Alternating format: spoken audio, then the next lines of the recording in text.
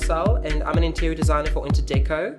I was born in Durban, where I attended a local high school, so I'm a true Durbanite by heart.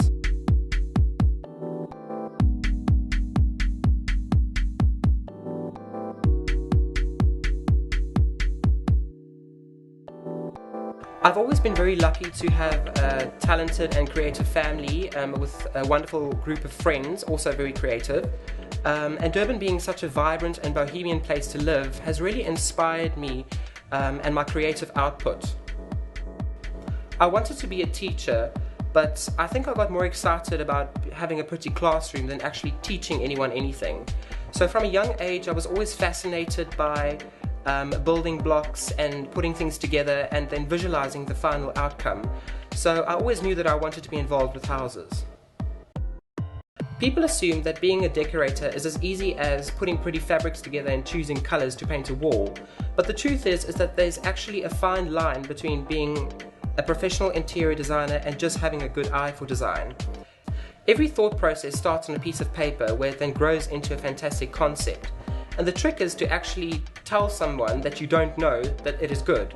So not only can we call ourselves decorators, but I think lifestyle designers as well. There will certainly always be a market for interior design. As human beings, I think we are all drawn to what appeals to us most. And more people are upgrading from smaller homes to larger homes, trying to reflect their own individual style and individuality.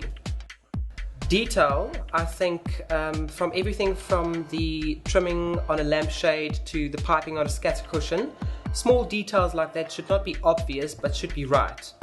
And then of course I think scale and proportion, as they both relate to size and shape, and then colour, which of course enhances the atmosphere of a room.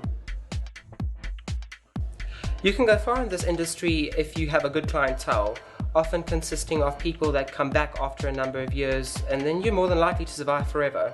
I found that people like consistency and always ask the same questions, but as an interior designer it's important to express individuality to each client as an individual.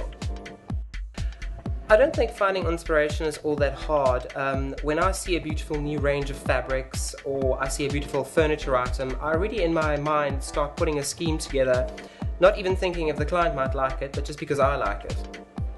I love to look at interior books and magazines and often finding ideas at places that I visit, thinking how I would do it my way.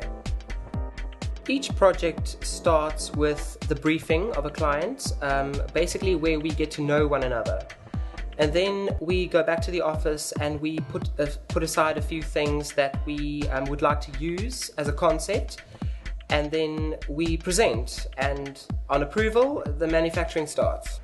A project can take anywhere from about 2 to 4 months depending on the size of the project. And once everything in the quotation is ready for delivery, we spend time putting it all together and then hand over on the completion.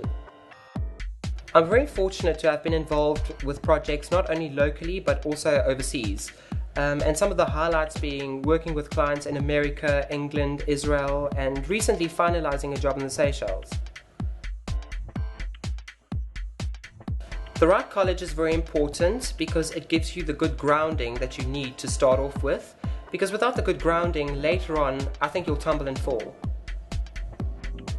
Style Design College not only teach interior design, but also encourage each individual to nurture their own flair and creativity. They also taught me the practical skills that's necessary to translate those design ideas into reality.